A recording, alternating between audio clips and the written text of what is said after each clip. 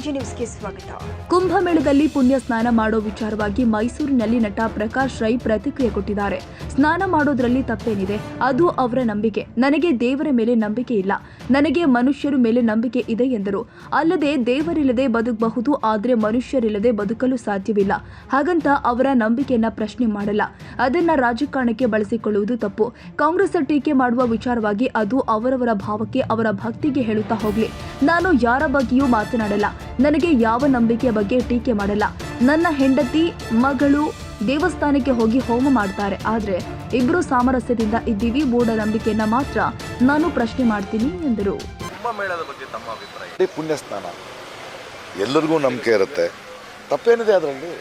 ಇವಾಗ ನನಗೆ ದೇವರಲ್ಲಿ ನಂಬಿಕೆ ಇಲ್ಲ, ನಾನು ದೇವರಿಲ್ಲದೆ ಬದುಕಬಲ್ಲೆ, ಇನ್ನೊಂದಷ್ಟು ವರ್ಷ ಬದುಕ್ಬಿಡ್ತೀನಿ. ಆದರೆ ಮನುಷ್ಯರಿಲ್ಲದೆ ನನ್ನಿಂದ ಬದುಕೋಕ್ಕಾಗಲ್ಲ. ಹಾಗಂತ ಅವ್ರ ನಂಬಿಕೆಯನ್ನು ಪ್ರಶ್ನೆ ಮಾಡೋದು ನಾವೇ. ಅವ್ರಿಗೆ ಅದರಲ್ಲೊಂದು ಸಂತೋಷ ಇದೆ, ಅದರೊಳಗೊಂದು ಇದಿದೆ ಅಂದರೆ ಹೋಗಲಿ.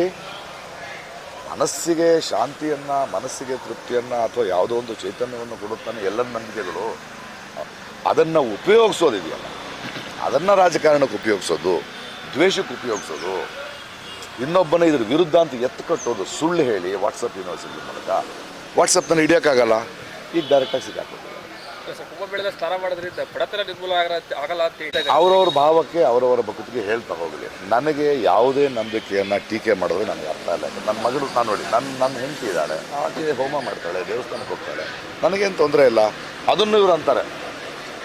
ಅಂದರೆ ಇವ್ರಿಗೆ ಅರ್ಥ ಆಗದೆ ಇರೋದು, ಅವರು ನಾನು ಸಾಮರಸ್ಯದಿಂದ ಈ ದೇಶದಲ್ಲಿ ಬದುಕ್ತಾ ಇದ್ದೀವಿ, ಅವರ ನಂಬಿಕೆ ಅವ್ರದ್ದು, ನನ್ನ ನಂಬಿಕೆ ಇದು ಅರ್ಥ ಆಗ್ತಾ ಇಲ್ಲ ಅಲ್ವಾ?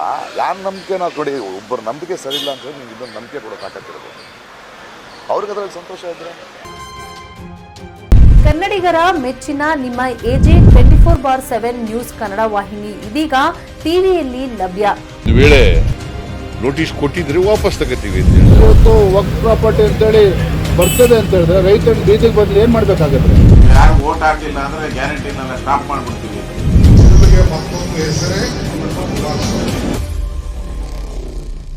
ಕರ್ನಾಟಕ ಮತ್ತು ದೇಶ ವಿದೇಶ 360 ಡಿಗ್ರಿ ಸುದ್ದಿ ಹಾಗೂ ಉತ್ತರ ಕರ್ನಾಟಕ, ಬೆಳಗಾವಿ, ಬಾಗಲಕೋಟೆ, ಧಾರವಾಡ, ಹಾವೇರಿ, ಗದಗ, ಬಿಜಾಪುರ ಜಿಲ್ಲೆಯ ಕ್ಷಣ ಕ್ಷಣದ ವಿವರವನ್ನ ಪಡೆಯುವುದಕ್ಕೆ ಎಜೆ 24/7 ನ್ಯೂಸ್ ಕನ್ನಡ ವಾಹಿನಿಯನ್ನ ಲೈಕ್ ಮಾಡಿ, ವಿಡಿಯೋಗಳನ್ನ ಶೇರ್ ಮಾಡಿ, ಕಮೆಂಟ್ ಮಾಡುವ ಮೂಲಕ ನಮ್ಮ ವಾಹಿನಿಗೆ ಸಹಕಾರ ನೀಡಿ ಮತ್ತು ಚಾನೆಲ್ ಅನ್ನ ಸಬ್ಸ್ಕ್ರೈಬ್ ಮಾಡಿ.